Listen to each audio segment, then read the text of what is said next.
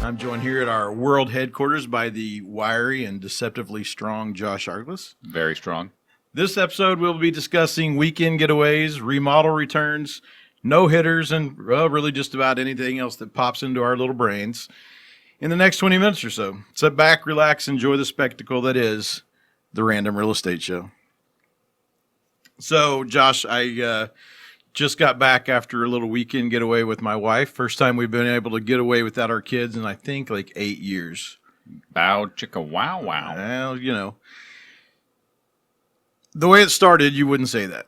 So we drove about 4 hours up to Glen Rose, Texas, home of the dinosaurs, by the way.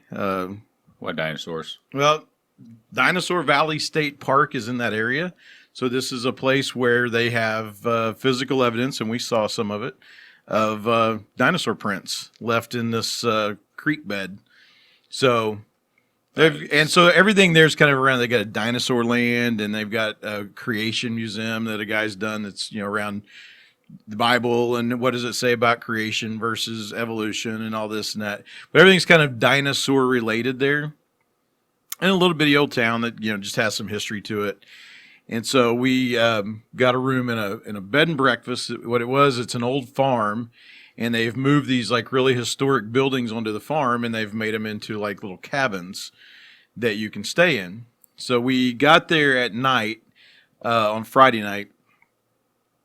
We got a little bit lost, so we're just a little frustrated. Finally found a place, pull in. You're just kind of pulling into the front yard in front of this cabin.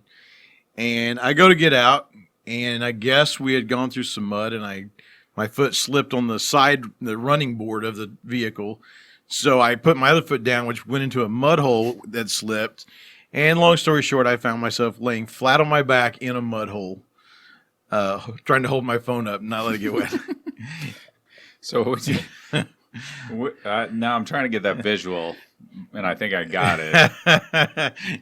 What's your wife doing at this time? Like, hey, Klutzo, could you walk normal? She's getting out, you know, because she's on the other side. She drives. Wow, where's your manhood at? Dude, where's yours? My wife drives. That's right. My chick don't touch the steering well, wheel. that's why you get to sit there and have to drive while she takes a nap. I get to take naps and do whatever I want. Yeah, I don't trust nobody around the wheel except for Well, that's me. why I make you drive me everywhere. That's If you haven't noticed, see, there's a point in life, you're not old enough. There's a point in life where you will want to get to where basically you allow other people to drive you. And that's where I'm at. Well, I'm still wanting to control the plane when I'm on it. I don't trust the pilots just yet. Oh my gosh, that's nuts. Anywho. Anyway, so and I will tell you the reason. I'm going to go off on a little side trail, which is typical for me. The reason my wife drives is because after about the 100th time of her complaining about me driving, I said, that's fine. You can drive me everywhere from now on.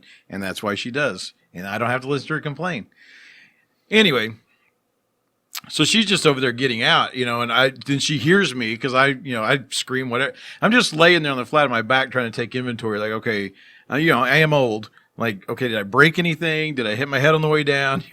And so she comes running around and she's freaking out and go in, and I've got to, so we get there, and the first thing I got to strip down, go take a shower, and later when we and put those clothes in a bag, and then when we got home, washed them, she's like, the whole bottom of the washing machine's just covered in mud. Jeez. It was not good.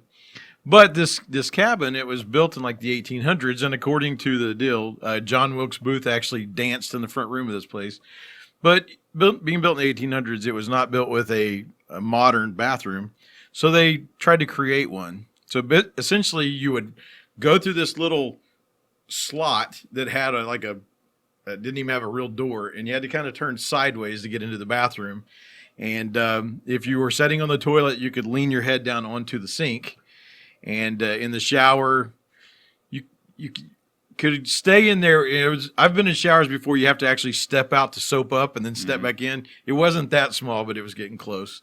Wow. But nonetheless, we had a good time doing other stuff, but it was a little bit of if you've fallen on the flat of your back in the mud, all thoughts of romantic anything have gone out the door. And I was lucky to take a shower and go to bed in a bed that basically squeaked until about 1 o'clock in the morning when you finally got settled in. I don't know if you can top that story. I can't top it. I don't see. That's why I'm a little hesitant about the rustic bed and breakfast type places. I don't think I would do real well. I don't know. There's just something about it. I don't want to know what's going on with the neighbors. Granted, you can, if you stay at a crappy hotel, it's more or less the same. But yikes, that sounds like an adventure right there. So what? Go back to the dinosaurs. Okay. Have they ever found dinosaur bones? I don't know. I'm sure they have around there. That's a bold claim. Well, no, dude. I'll tell you. So you go down to this. It's in the Paluxy River, right? And they've got this one section that was roped off and says tracks and whatever. But a little further up, back in 1918 or something like that, is when they were first discovered. They cut up that whole section. If you go to the Museum of Natural History in New York City, they have a portion of that river from, Glen Rose, Texas, and it says that from Glen Rose, Texas, and it's been there for, coming up on 100 years, these dinosaur tracks. And you can tell it's not just like, oh, that's a hole. I mean, it's a three-toed thing. It's very visible that is a track. How did the tracks stay So intact? I mean, that's in 1918. Obviously, it was right. not. It That gets long covered ago. up, so they, this is down, whatever. Then silt Wow. fills it in, and so what happens a lot of times is you can only see it whenever there's hadn't been a lot of rain. So when it rains, the guy said, when it rains, it's where we were standing is like you'd be drowning. It'd be 6 Right. foot over your head. But when it goes down and been dry like it has been, they show up, and so they actually went down there like the day before because it was the weekend and it was dry, and they actually brushed out all the silt and stuff. And he said, this has been here 100 years that we know of when it was found. Right. In the other 10, they may be gone, but it may erode away and show a whole nother set of tracks that they don't see because it's in those layers. So Yeah, dinosaurs they're fascinating. I don't know. It just blows my mind. But not to get off topic here, but it blows my mind that something that big was roaming Earth. But we still have elephants. We still have Right. giraffes. I mean, these are big things that are roaming the land. And it's not like it's scaring us off. I think if I saw like a Tyrannosaurus Rex, that might make me a little freaked out. But I don't know. Maybe it's the same as a grizzly bear going out every time we go to the Houston Museum of Natural Science, which I've been to the Smithsonian and the one here in Houston, I tell you, it blows away anything I've ever seen. I mean, it's about the size of 2 football fields, and they have got a ton of dinosaur actual bones and then replicas. You can tell if the metal is on the outside, those are actual dinosaur fossils. If you can't see the metal holding it together, that's a cast. It's Right. a cast of a real bone, but it's like they bought that from another, that cast from another place that has it. So they have a big collection of real dinosaur bones in there, and it's amazing to me. And I I can go in there every time we go and walk through there and find something new. But that was my little weekend getaway, and just a couple lovebirds getting away for the weekend. yeah, well, maybe next time I can stay on my feet. Keeping that romance fresh. Yeah, I'm sure that just started things off real cool when you're ruining your clothes. But all right, let's get on to a topic of real estate since it is part of the title of our show.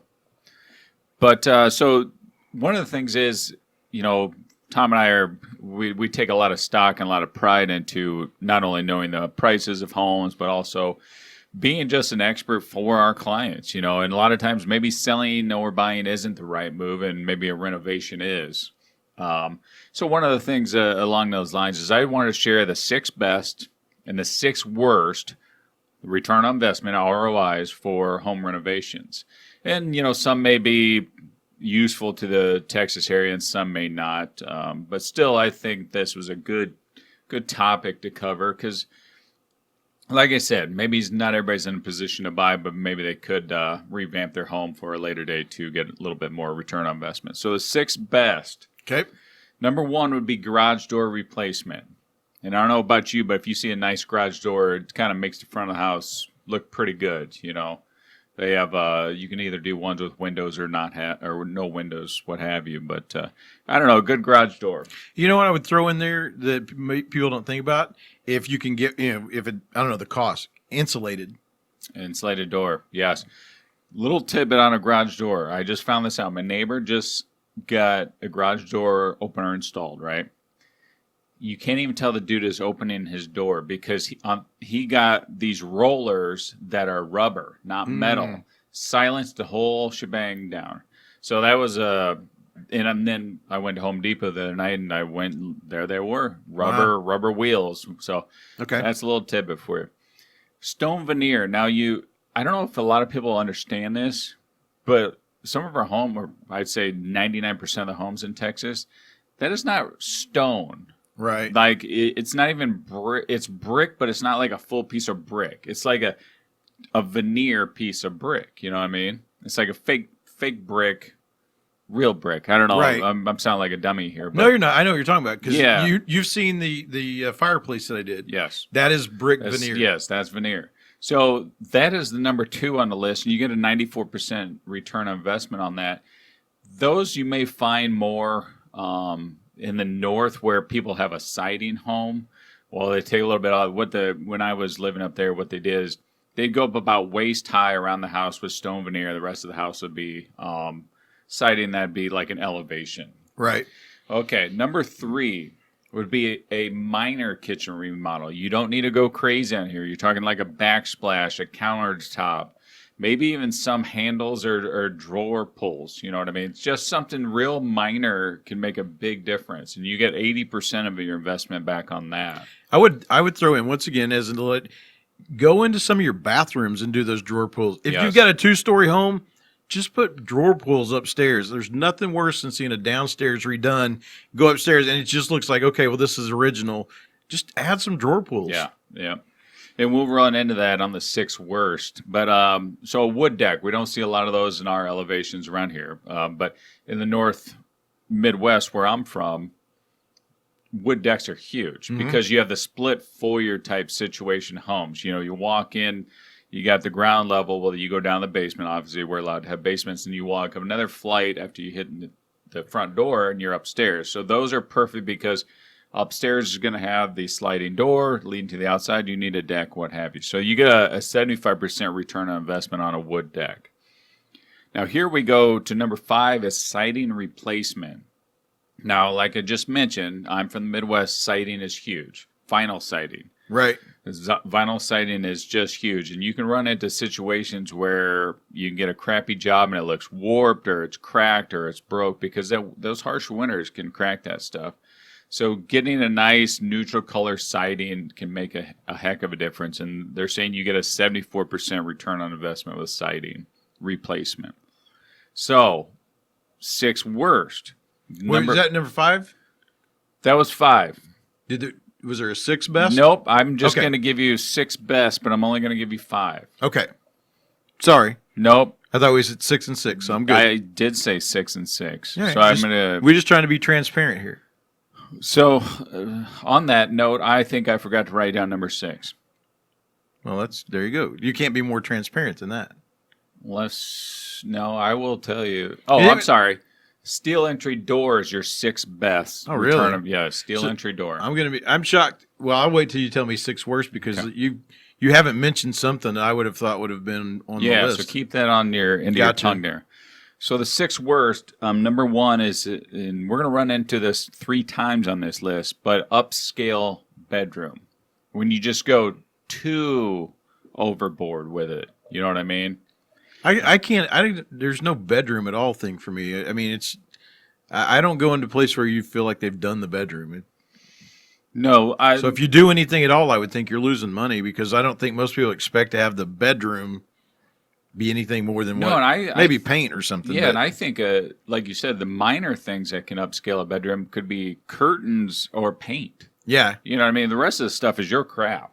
Well, yeah, if you're doing that, you're doing it the whole house. You're getting painted. You're painting the house. So it's just, that room's painted too. So in this one drives me nuts. Number 2 is a crappy backyard patio. Because you got a lot of do-it-yourselfers doing this where they just go to Home Depot, Lowe's, or wherever and buy the 2x2s or the 4x4 blocks. Well, there's a science to that stuff. First, you need a level ground. Right. Or you're going to have all these blocks where you're stepping on them, moving you're breaking your ankles on it, whatnot. That drives me nuts. Or you see like the grass coming up in between the cracks and stuff. That that's a horrible return on investment. So you're going to only get about 55% back on My neighbor one. across the street started trying to do it when they were getting ready to sell their house. And, and I remember watching them, and they were wheelbarrowing rocks, and he was just sweating. Yeah, eventually he hired somebody to come in and finish the job. It's not an easy gig, and we can go over that another day because I've done them, and there's a nice sand base that you can do, but that baby's better be level. Right.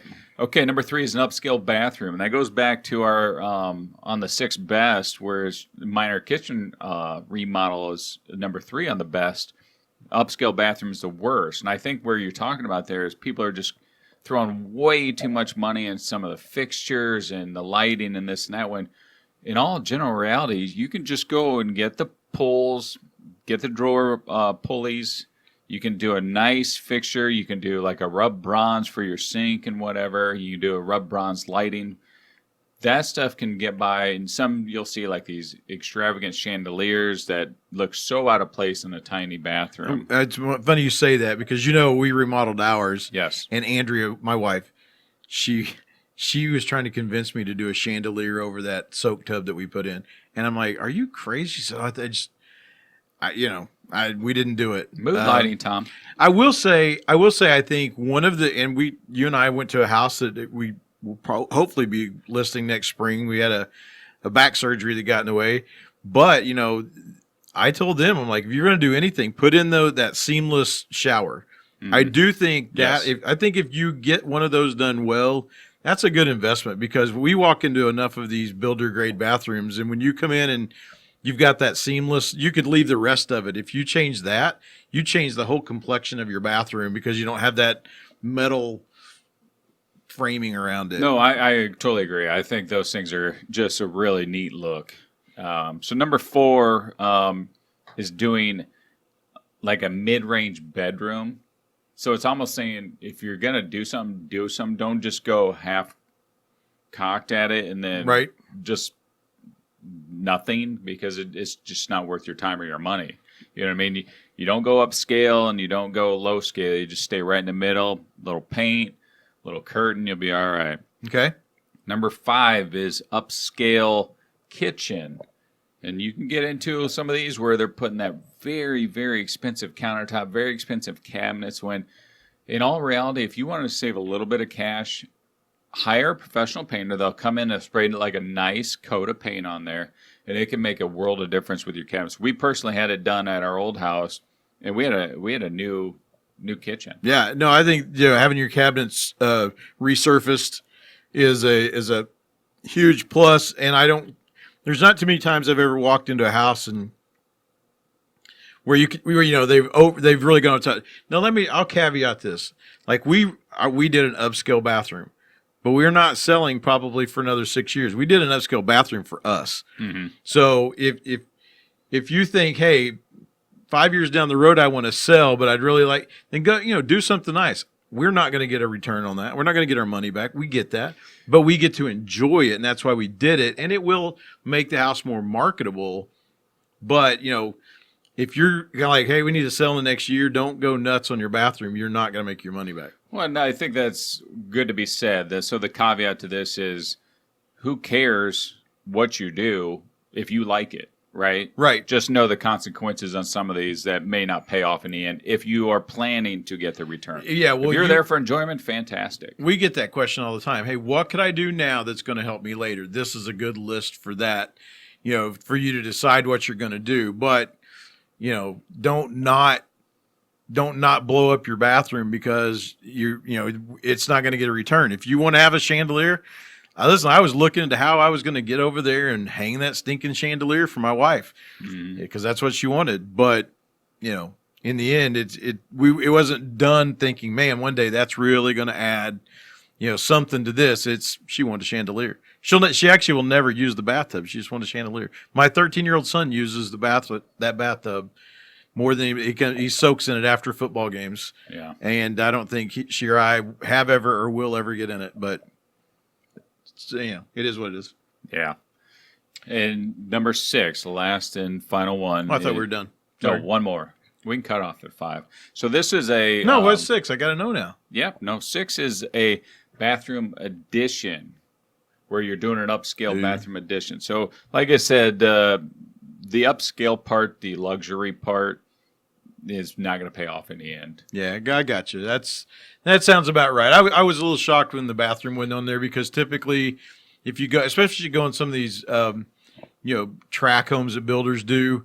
Everybody, I will say here. Okay, so I'll put it this way: here in Houston, I do think people walk in and kind of expect to see the bathroom done in some form. They don't expect to find a builder grade bathroom if you're asking a higher end. If you're going to ask a higher end, they do expect to see a bathroom that's been redone, in my opinion. Right. If they just find it as like, well, this is what the builder did, they don't want to pay you that $10,000 extra you were hoping to get over what normal, because they're like, well, you did nothing to the home. You're just wanting me to pay more than you did. So there are a few things you need to get in there and do to give them a sense of, hey, this is not, you're not buying you're buying this from the builder. I did some things to make it a little more special. So what was the one that you were thinking about that didn't come about? That was that. I was just shocked that the bathroom wasn't on the 5 that added value. Gotcha. So, okay. We always moving on. We usually have some sports in here, and you and I are both a little frustrated at the NFL with some of the contract things that go on and whatever. And I'm not a big NFL. I'll be interested to watch how some of these sure things play out in the NFL coming up, but I'm not a big, fan of it. But over the weekend, and unfortunately, because I was with my wife, so I don't want her to hear that, but she was just as upset as I was that Justin Verlander threw a no-hitter and we were not home to watch it. And so I had people texting me and, did you see it? Did you see it? And no, we were walking around an art gallery in Fort Worth. So bummed that I didn't get the no-hitter, but I don't think that you're a big fan of the no-hitter. I'm not as it doesn't grab me as much under the as bus. it used to. And I took some stats and brought them here with me. But so the no-hitter is a weird situation, okay?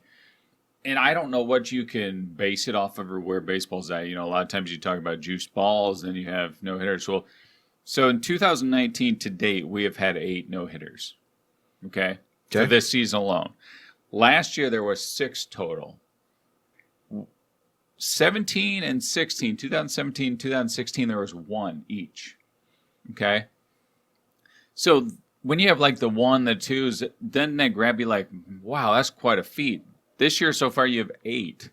We still got a little bit of a season to go. Not much, a little bit. So there could be, 3, 4, 2 more. But so it's a weird, 2012 you had 12, 13 you had 3, another 8 and 14, 7 in 2015. So it's weird because it was okay, that's cool, and it's very hard to do. I think one of the better stats for Verlander outside of the no-hitter was after the walk in the first inning, he retired everybody else. Yeah, he was 1 walk away from a perfect game. That is Those don't happen often. No. I've watched a perfect game on TV. Kenny Rogers, the Texas Rangers. I was watching it on TV, but here's the deal: in Verlander's 3 no-hitters, which this is why it was a big deal because he's 1 of 4. Yes. And then there's Sandy Koufax, and then there's Nolan. He gets 1 more. It's just him and Sandy Koufax. He gets 1 more. It's just Nolan and him. I know he's later in his career. So I think it was he did something rare because there's a lot of people have thrown 1. A ton have thrown 2.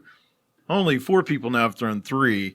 But in all 3 of his no-hitters, he was 1 walk away from a perfect game. He walked 1 batter in all of those games. Yeah. No, and that was oh my gosh.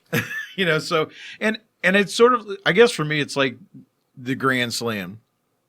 We've had way more Grand Slams than used to. That used to be a bigger deal, juice ball thing.